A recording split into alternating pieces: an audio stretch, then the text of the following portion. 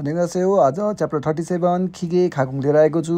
अहिले हामीले भिडियोमा देखिरहेको भनेको यो लेथ मेसिन हो। लेथ मेसिनको काम देखिरहेका छौँ भने यसपछि यो भनेको प्रेस मेसिन, यसले चिकन एदा गरिरहेको छ। तीनटा काममध्ये एउटा चिकन एदा हो भने अर्को यो प्रेस मेसिन काम भनेको खुबुरिदा। अहिले देखिरहेको यो खुबुरिदा भयो र यो खुबुरिदापछि अर्को यसको काम भनेको चाहिँ के हो, आप्चुखादा भनेर छ। यो आप्चुखादा भयो र त्यसपछि यो मिल्लिङ खिगे भयो। मिल्लिङ खिगेले चाहिँ यो खुमङ्गल तुल्था र यो के भयो, खाल्दा है। यसरी चाहिँ रहेको छ। बाँकी भिडियोमा हेरौँ। नमस्ते, म सरोज। तपाईँहरूको माझमा चाहिँ आज मैले चाहिँ कुरियन यो नयाँ किताब 2025मा निस्केको नयाँ किताबमा 37 च्याप्टरमा राखेको चाहिँ एउटा च्याप्टर लिएर आएको छु। त्यो च्याप्टर चाहिँ एक्जामको पोइन्ट अफ भ्यूले इम्पोर्टेन्ट भएकोले गर्दा त्यो च्याप्टर मैले लिएको हो। साथसाथै त्यो च्याप्टर चाहिँ गाह्रो पनि छ। गाह्रो छ भने गाह्रो फिल गर्छन् स्टुडेन्टहरूले। कति स्टुडेन्टहरूले चाहिँ गाह्रो भयो भने भएर बरु एकचोटि भिडियो नै बनाएर हालिदिउँ न भनेर चाहिँ यो भिडियो बनाइरहेको छु होइन। यसमा चाहिँ के छ भन्दाखेरि मेसिनहरूको बारेमा छ र मेसिनको नाम के र त्यसको काम के हो चिने भने मात्र पुग्छ। गाह्रो भयो त्यस्तो गाह्रो होइन। यहाँनिर चाहिँ हामीलाई चाहिँ लगभग 7वटा जति मेसिनहरू दिएको छन्। त्यो मेसिनलाई चिन्न सक्नु पर्यो। अनि त्यो मेसिनको काम के हो त्यो आफूले चाहिँ कन्ड बनाउनु पर्यो है। अनि पहिलाको पुरानो किताबमा नि यो टपिक नभएको होइन थियो र एक्जाममा चाहिँ रेगुलर जस्तै प्राय चाहिँ नछुटाइकन जस्तो क्वेसनहरू आइरहन्थ्यो यसबाट। यसमा गाह्रो भने गाह्रो क्वेसन पनि आउँदैन थियो। यसमा भनेको चाहिँ के हो भन्दाखेरि पिक्चरलाई दिएर त्यहाँनिर चाहिँ हाम्रो मेसिनको चित्र दिन्छ। त्यो मेसिन चाहिँ को नाम के हो होइन भने त्यो मेसिनले चाहिँ काम के गर्छ भनेर दिइरहेको हुन्छ। सजिलोमा आउँछ हुँदा चाहिँ तैपनि हामीले चाहिँ त्यति कुरा याद नगर्नाले एउटा क्वेसन बिग्रिने सक्ने सम्भावना हुन्छ। अनि यसपालि पनि यो किताबमा भएकोले गर्दाखेरि पक्कै पनि यसपालि पनि यसबाट क्वेसन निस्किन सक्ने सम्भावना बढिरहेकोले गर्दाखेरि चाहिँ तपाईँलाई यसको बारेमा मैले जानकारी दिँदैछु। एकचोटि हेर्नु होला है त। अब यहाँनिर चाहिँ जम्मा जम्मी यो किताबमा हामीलाई 7वटा मेसिनहरू दिएको छन्। त्यो मध्येमा मैले सबैभन्दा सुरुमा चाहिँ फुरेसु खिगे भनेर दिएँ।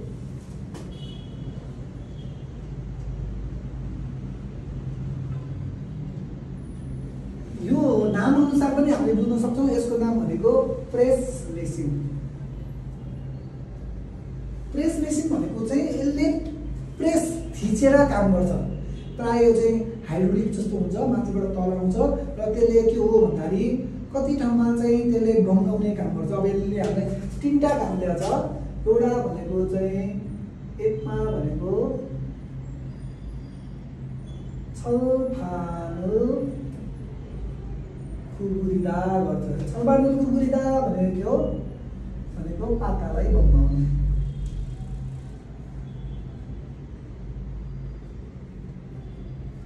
हो भने अर्को यसको काम भनेको के हो भन्दाखेरि छलफाल चिकनेदा। छलफाल चिकनेदा भनेर चाहिँ के हो भने पातालाई थिचेर विभिन्न आकार दिने काम गर्छ। भनेपछि यसरी चाहिँ छलफाल चिकनेदा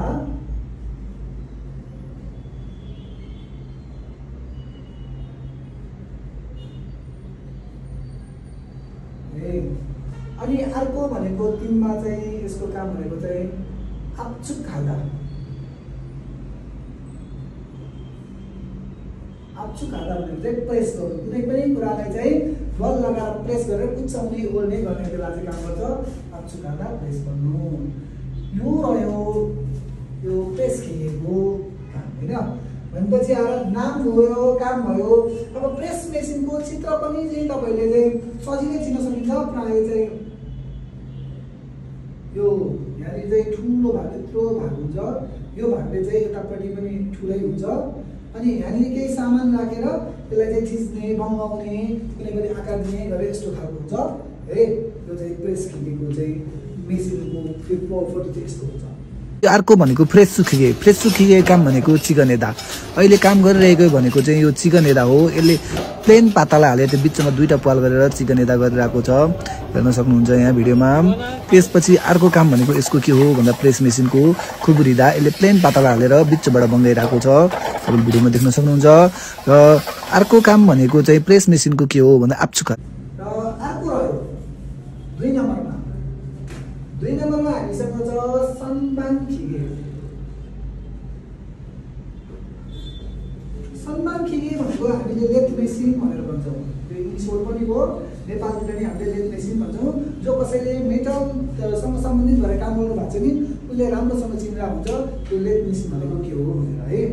अब लेथ मेसिनमा चाहिँ तपाईँहरू पहिलाको पुरानो किताबको आधारमा नि हुन्छ 3टा काम दिएको थियो, तर यो अहिलेको नयाँ किताबमा जाँदाखेरि यसको चाहिँ 2टा काम छ। एउटा भनेको चाहिँ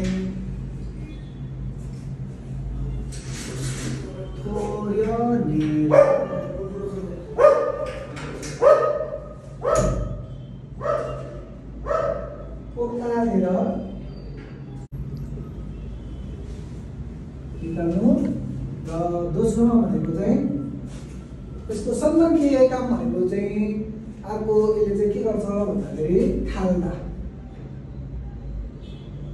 खाल्दाको मिनिङ चाहिँ धार लगाउनु पनि हुन्छ, धार मार्नु पनि हुन्छ। यसमा चाहिँ धार मार्नु है, 2टा लेखिदिन्छु, धार मार्नु तथा धार लगाउनु, यो दोस्रो पनि भयो। सलमान खिगे यसको काम भनेको चाहिँ के हो भन्दाखेरि थोरे नेदा, यो जुन काम अहिले गरेको देखिरहनु भएको छ यो थोरे नेदा हो।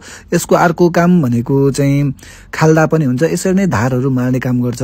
खाल्दा भनेको धार मार्नु हो। अब तेस्रोमा अर्को हामीसँग मेसिन दिएको छ किताब अनुसार हामीले हेर्यौँ भने एउटा प्रेस खिगे, अर्को सलमान खिगे, अर्को भनेको मिल्लिङ खिगे अथवा मिल्लिङ मसिन।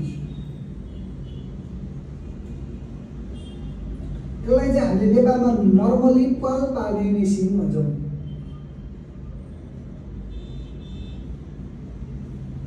र यो किताबमा चाहिँ हामीलाई मिल्लिङ मसिनको रूपमा रहेर चाहिँ काम चाहिँ के दिएको छ भन्दाखेरि एउटा भनेको काट्टा भन्ने काम दिएको छ।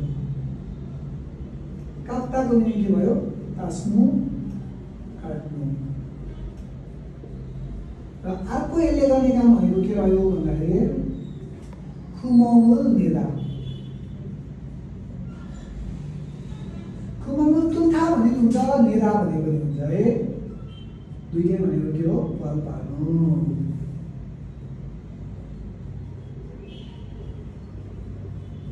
अब यसको काम चाहिँ के भयो? 2टा रहेको कुराहरू रहे। मिल्लिङ मसिनको काम भनेको के हो भन्दा खुम अङ्गुल तुल्था, यसरी पाल बनाउँदछ यसले।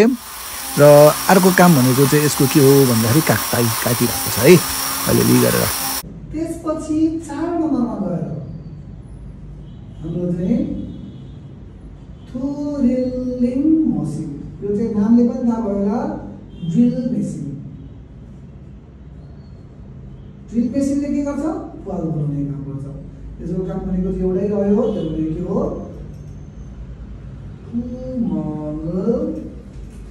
नेदा भने नि भयो, तुल्था भने पनि भयो। यो भने के भयो? पाल पार्नु। त्यसपछि आएर 5 नम्बरमा छ हामीसँग खथगी अथवा यसलाई हामीले छलदाङ्गी पनि भन्न सक्छौँ। यो भनेको के हो? Cutting machine. र यो कटिङ मेसिनले चाहिँ काम के अरे काट्ने काम गर्ने गर्यो। यसले के गर्छ? छलदाङ्गा भन्ने काम गर्छ। एउटा काम गर्छ त्यो भनेको छलदाङ्गा काम गर्छ है।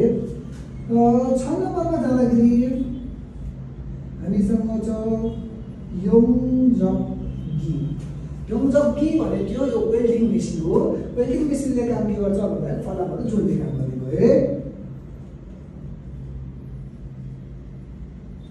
वेल्डिङ मेसिन यसको काम भनेको योङजब्गा।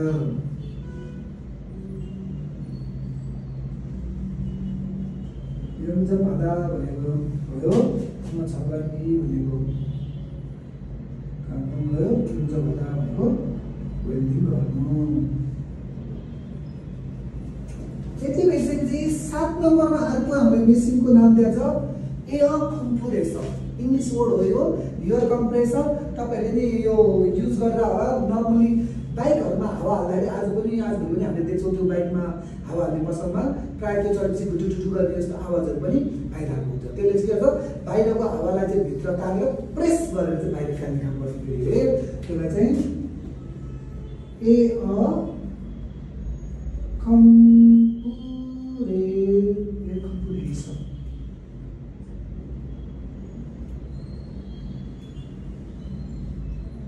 यो एयर कम्प्रेसरको काम भनेको के हो भन्दाखेरि हावा हालेर धुलो सुलो टकटकाउने गर्ने काममा चाहिँ बढी युज गर्छ हामीले कम्पनीतिर। यतातिर चाहिँ हामीले विभिन्न यो हावा हाल्नुमा भनिहालेँ टायरमा हावा हाल्न यताउता गरे पनि उतातिर चाहिँ धुलोहरू उडाउनलाई बढी प्रयोग गर्ने भएर हामीले यसको कामले के गर्छौँ मन्जिरो थल्ला धुलो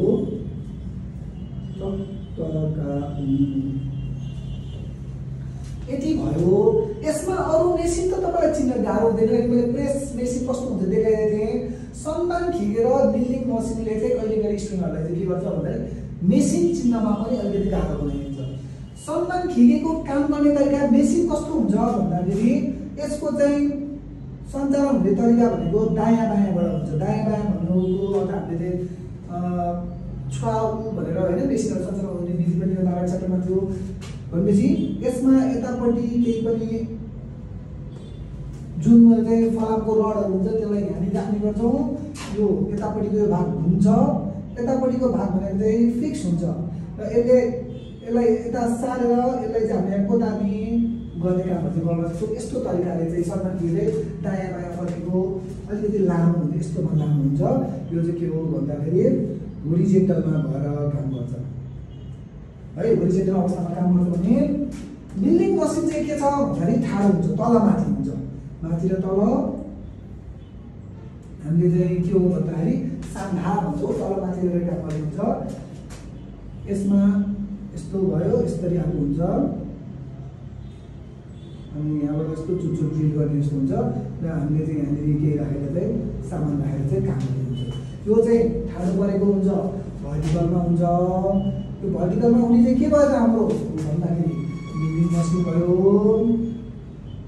अनि त्यसपछि आएर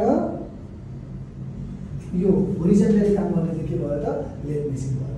र यति कुरा यो च्याप्टरमा यति 7वटा कुराको मेसिनको नाम र त्यो मेसिनले चित्र अनुसार चिन्न सक्ने र यो काम जाने पनि है कुन मेसिनले के काम गर्छ भनेर जाने भने तपाईँको यो च्याप्टरबाट क्वेसन आउने एउटा अवश्य नै मिलेछ र यसले चाहिँ तपाईँलाई बढी नै हेल्प भयो होला भन्ने पनि मैले आशा गरेको छु। यस्तै गरी तपाईँलाई कुनै च्याप्टर गाह्रो लागेको छ, सरले यसो डिफाइन गरिदिनु भयो भने हुन्थ्यो नि भन्ने जस्तो लाग्छ भने यसो कमेन्टमा लेख्न पनि नभुल्नु होला। हस् त, यति भन्दै बिदा हुन चाहन्छु। धन्यवाद।